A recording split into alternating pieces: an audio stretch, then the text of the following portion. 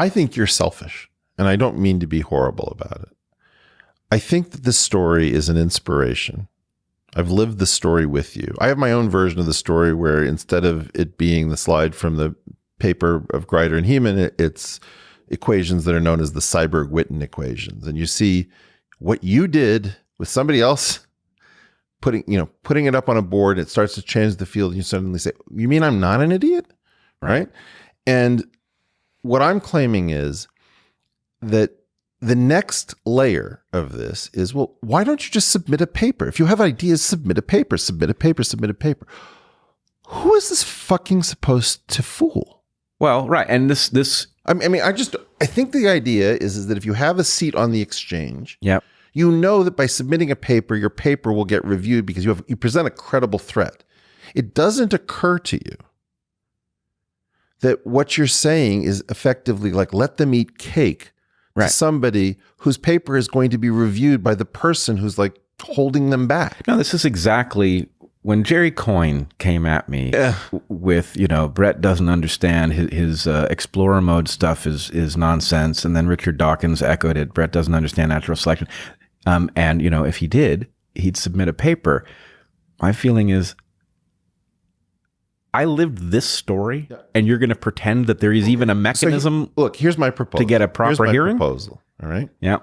I think that you, Pia, and myself are indicative of an entire layer of Gen X academicians, and now probably millennial academicians, whose work was suppressed, and we don't feel comfortable saying these words, which is that the purpose of the university system in the time that we were there was in large measure to make sure that big, disruptive new ideas did not upset the apple cart, because there was the ability to deny, this is what you guys call interference competition, which is that you keep people from sitting down in the chairs in a game of musical chairs. And then the idea is we have lovely parting gifts for our contestants. Doug Prasher, who did green fluorescent protein, ends up driving a shuttle bus in Huntsville, Alabama, features in this, was it the front page of the Science Times?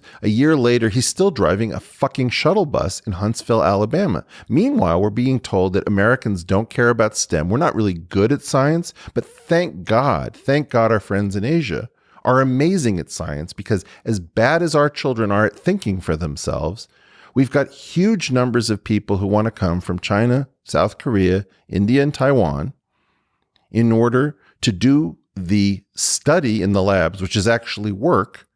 And I'm the guy who found the secret study in 1986, which says, hey, we're going to have to pay these American academicians over 6 figures very soon because of the supply-demand relationships. And then they took away the demand curves, and they only showed the supply curves. They said it was a demographic rather than an economic analysis, so price and wage certainly didn't enter into it. Like, our problem is that the American scientific enterprise, headquartered in the National Science Foundation, National Academy of Sciences, and our university systems, is fraudulent.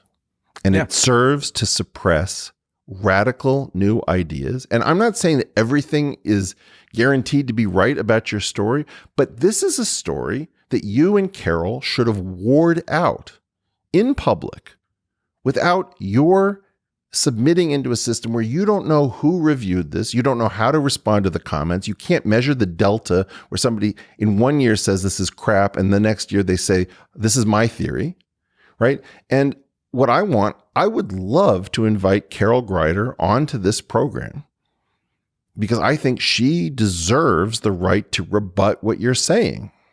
Yep, that'd be cool.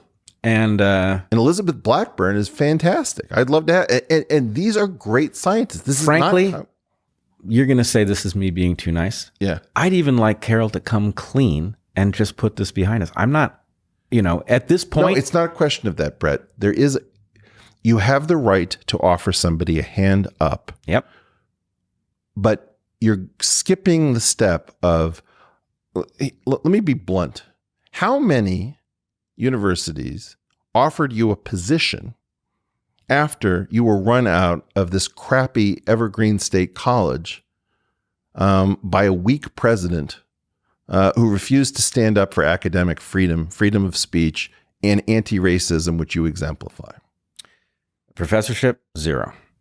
How many biology lectures were you invited to give at top-tier AAU universities, American Association of Universities? None. Association of American Universities. Okay. What the fuck is that? I mean, let's just say the word fuck a lot, because I had Andrew Yang in that chair. I don't say fuck a lot. Yeah. Okay. So the idea is you have a Maoist insurgency against a student of Dick Alexander who's supported by George Williams with support from Leonard Hayflick. He's predicting something from evolutionary theory. It registers in molecular biology. It may have drug testing implications. And like nothing, silence. And you're terrified to talk about this. I don't think I'm terrified to talk about Well, I'm sorry. Can you tell me something? Where have you told, you have a podcast. Yeah. Where is this story written up? Where is this story lodged? You and I have the ability to lodge it. I'm forcing you to do this on my podcast. I haven't heard you do a podcast about this. I hear you talking about free speech. I hear you doing things with the Heterodox Academy. I hear you doing things in the intellectual dark web, something with Andy No, something with Antifa. Okay, the whole purpose of the intellectual dark web is to keep the channel open based on merit. Because if we do something like the diversity of ideas, for all I know, the people who are suppressing you are more diverse than you are, Okay. These are ideas that needed to come out. There are health implications potentially of these ideas. This is not ethical to suppress. And in fact, it's not ethical for you not to talk about this, not to be rude. No, look, I get this. I tried for a decade to get this story to come out. Now, I'm sure I would have been less aggressive on the social front. I would have let Carol go in order to get the story out and get the drug safety issue addressed. Now, I don't know what you regard that as. Maybe that's It's not a question of this. Look, there is a Carol Greider and Elizabeth Blackburn and everybody else in like senescence land, Judith Campisi, who knows? Everybody's got a problem, which is there's way too much transparency and there's too little funding and there's not enough autonomy and there's too much peer review. And for whatever reason, a new game has cropped up where everybody says we need more transparency, more diversity. We need to make sure that we're not wasting taxpayer dollars. We have, ever more oversight. All of this is denaturing our society. We have to compete with China now. We're going to have issues with Iran and Russia. And we are losing our minds because we are serving a baby boom group.